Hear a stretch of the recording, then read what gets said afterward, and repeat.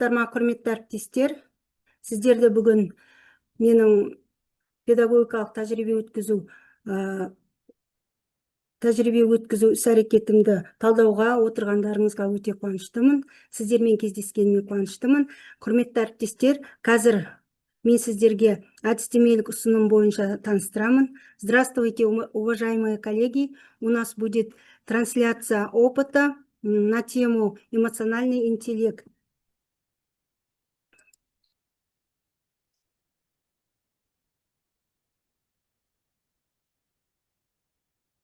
Вам всем слышно? Видно, да, слайд?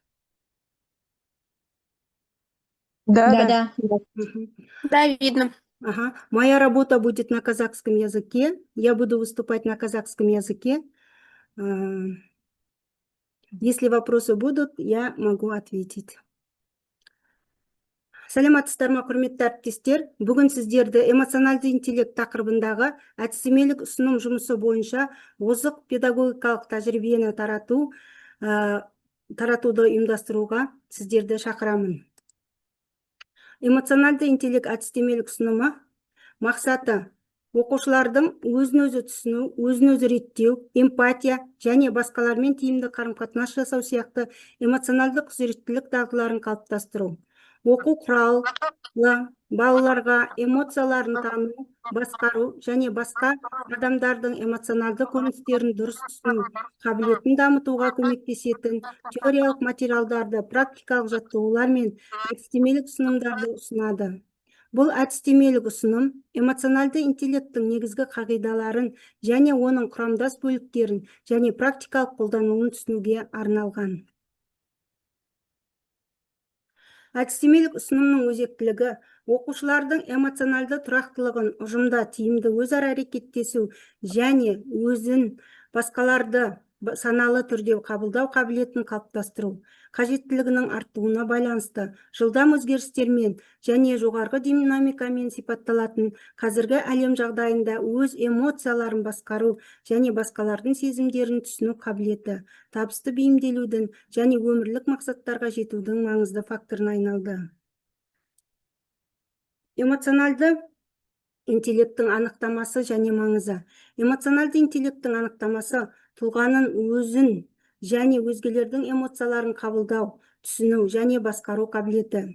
Маңыздылығы кәсіби және жеке қарым-қатынаста сәттілікке жету үшін қажетті дағды. Қолдану салалары командалық жұмыс, көшбасшылық, стрессті басқару және конфликтіні шешу. Эмоционалды интеллектінің әдістемелік ұсынымның негізгі міндеттері эмоционалды интеллект негіздерін, соның ішінде эмоциялардың табиғатын және олардың мінез-құлыққа әсерін түсінуді үйрету. Өзін-өзі бақылау, зейін қою және эмоционалды күйлеріңізді басқару дағдыларын дамыту. Эмпатия, жанашырлық және басқалардың сезімдерін құрметтеу қабілетін қалыптастыру. Тиімді коммуникацияны сынарлы, өзара әрекеттесуді және қақтығыстарды шешуді үйрету. Рефлексия дағдыларын дамыту және өзінің эмоционалды реакцияларын сыни тұрғыдан түсіну.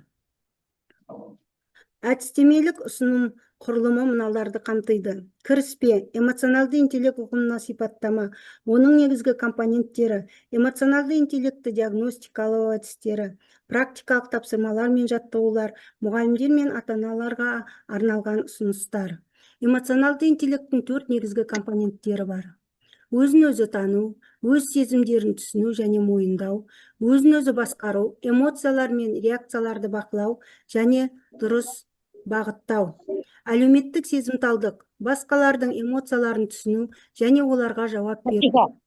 Қарым-қатынас дағдылары, эмоционалды ақпаратты тиімді пайдаланып, өзара әрекеттесу.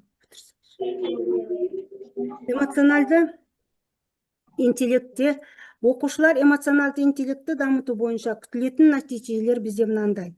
Оқушылар эмоцияларын тануды және атауды, сондай-ақ олардың себептерін түсінуді үйренеді. Оқушылар эмоцияларын басқару әдістерін, әсіресе стресстік немесе қақтығыс жағдайларда меңгереді. Балалар басқалардың эмоцияларын жақсы түсінеді. Бұл олардың ұжымдағы өзара әрекеттесуін жақсартады. Оқушылардың басқаларға жанашырлық таныту, олардың сезімдері мен көзқарастарын түсіну қабілеті артады. Эмоционалды интеллект окууга байланысты стресс деңгейин төмендетүүгө және зейинди арттырууга көмөктөшөт. Балалар даулы жагдайларды чечүүгө сындарлы көз караспен карауды үйрөнөт. Мектепте алган эмоционалды интеллект дағдылары балаларга ересек өмүрдө да көмөктөшөт. Мугалимдерге окуучулардын эмоционалды кажеттиликтерин жакшы түшүнүүгө көмөктөшөтүн пайдалуу курал болот. Ата-аналар әдістемелік құралмен танысып, балалардың үйде эмоционалды интеллект дамытуда қолдана алады. Мектеп пен отбасы арасындағы байланыс күшейтеді. Бұл баланың эмоционалды дамуы үшін бір тұтас жағдай жасайды. Оқушыларда эмоционалды интеллектті дамытуға арналған әдістемелік нұсқаулықтың күтілетін нәтижелері жан-жақты. Олар тек эмоционалды салаға ғана емес, сонымен қатар әлеуметтік, оқу және тіпті кәсіби салаларға да әсер етеді. Сайып келгенде бұл қазіргі әлемнің қиындықтарына дайын үйлесімді, эмоционалды тұрақты және әлеуметтік бейімделген тұлғаны қалыптастыруға ықпал етеді. Өзін-өзі тану негізгі қадамдар: эмоцияларды бақылау, күнделікті сезімдерді байқау және оларды атау, жеке құндылықтарды анықтау, мінез-құлық пен шешімдерді қалыптастыратын принциптерді тану. Үшінші, нәтижесін бағалау, қабылданатын шешімдер мен реакциялардың әсерін түсіну. Өзін-өзі бақылау стратегиялар мен әдістері, тыныс алу жаттығулары, стрессті азайтып, эмоцияны реттеуге көмектеседі. Уақытты басқару, қысым жағдайларын алдын алу және нәтижелікті арттыру. Өзін-өзі бақылау жазбалары, рефлексия арқылы эмоцияларды түсіну және реттеу. Соловей мен Майер эмоционалды интеллекттің 4 құрамдас бөлігін анықтайды. Эмоцияларды түсіну, өзіңіздің және басқалардың эмоцияларын тану және олардың мінез-құлыққа қалай әсер ететінін түсіну. Эмоцияларды басқару, мақсатқа жету үшін әртүрлі жағдайларға өз реакцияларыңызды бақылау мүмкіндігі. Ынталандыру қабілеті, эмоцияларды іс-әрекет пен шешім қабылдау үшін мотивациясы көзі ретінде пайдалана білу.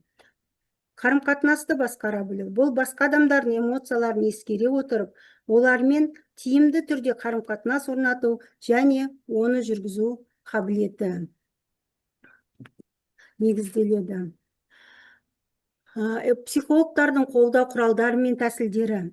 Бұл жерде эмоциялық диагностика, эмоцияларды объективті түрде анықтау және бағалау, эмоцияларды саналы түрде реттеу, эмоционалдық және ой дамуын арттыру, сезімдерге ашық болу, қабілетті жағымды адамдар үшін де, жағымсыз адамдар үшін де.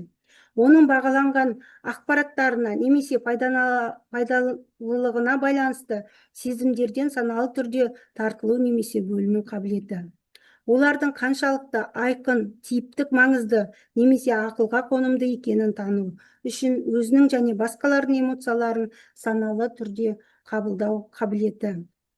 Өзіндегі және басқалардың эмоцияларды басқара білу, жағымсыз эмоцияларды жұмсарту және жағымды эмоцияларды көбейту, оларды жеткізе алатын ақпаратты басып кетпеу немесе асыра сілтеу.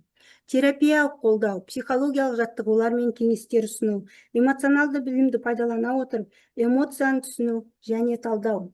Эмоциялық белгілер олар сөздер мен эмоциялардың арасындағы қарым-қатынастарды, мысалы, жанашырлық пен махаббат арасындағы қарым-қатынас тану мүмкіндігі. Эмоциялар мен қарым-қатынасты білдіретін мағыналарды түсіндіру қабілеті, мысалы, қайғы жиі жоғалтумен бірге жүреді.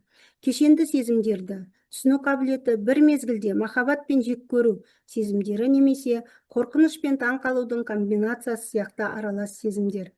Ықтималдығын тану қабілетті, мысалы, ашудан қанағаттануға немесе ашудан ұятқа ауысу. Білім беру консультациясы, мұғалімдерге эмоционалды интеллектті түсіну және басшылық жүргізу. Бұл жерде эмоциялар маңызды ақпаратқа назар аудара отырып, ойлау басымдылықтарына ие. Эмоциялар жеткілікті айқын және қол жетімді, олар сезімдерге қатысты пайымдау және есте сақтау құралы ретінде жасалуы мүмкін. Эмоциялық көңіл-күйдің өзгеруі адамның көзқарасын оптимисттіктен пессимисттікке өзгеріп, әртүрлі көзқарастардан ойлауды тудырады. Эмоционалды күйлер белгілі бір мәселелерге деген көзқарастарды дифференционалды түрде қолдайды. Мысалы, бақыт интуитивті ойлау мен шығармашылықты жеңілдетеді. Отбасы мен жұмыс. Отбасылық қарым-қатынасты нығайту арқылы балаларға көмек беру. Физикалық күйлердегі сезімдер мен ойлардағы эмоцияны анықтау қабілеті. Басқа адамдардағы эмоцияларды, дизайнды, көркем шығармаларды және тағы басқа тіл, дыбыс, сыртқы түрі, мінез-құлқы арқылы анықтау мүмкіндігі. Эмоцияларды қалтесіз білдіру тиісті, сезімдермен байланысты қажеттіліктерді білдіру қабілеті. Шынайы және шынайы емес эмоциялар, адал немесе адал емес сезімдер арасындағы айырмашылықтарды көру қабілеті.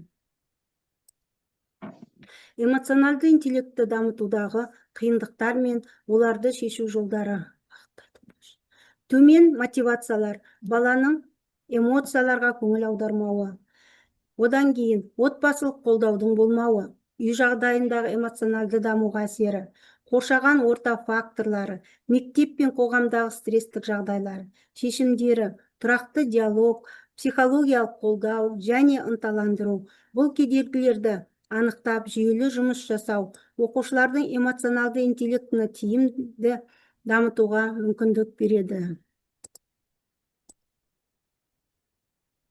Жоғарыда аталған авторларымыз Соловей мен Майер моделінде қажетті дағдылар, яғни танымдық қабілеттің жеке мінездемелерімен тура білімін біріктірді. 1995 жылы эмоционалдық интеллект психологтар арасында ғана емес, сондай-ақ кең ауқымды танымал болды. Жоғарыда аталған авторлардың теориялық көзқарастарын талдау, эмоционалды интеллекттің тұлғаның әлеуметтік психологиялық бейімделуіне, эмоционалды когнитивті қабілеттіктің жиынтығы ретінде анықтауға мүмкіндік берді.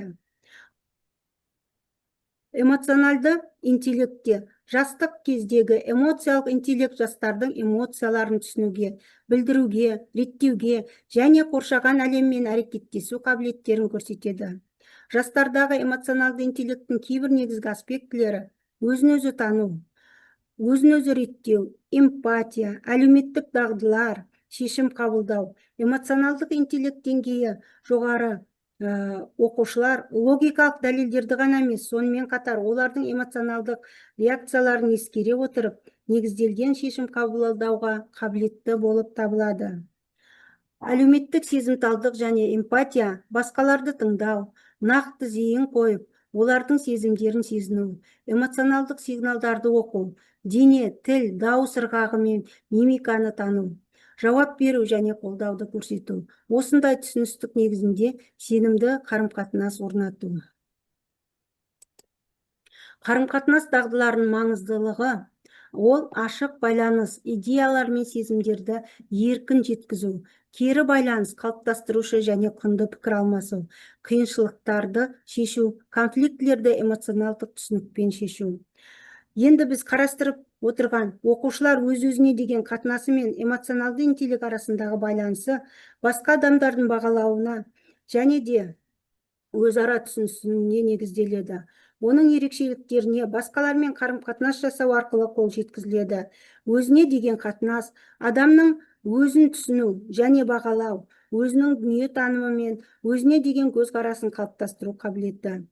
Жастық шақ кезіндегі өзіндік қарым-қатынастың қалыптасу мәселесі, оның 10 бағытын қалыптастыру ерекше маңызға ие болады.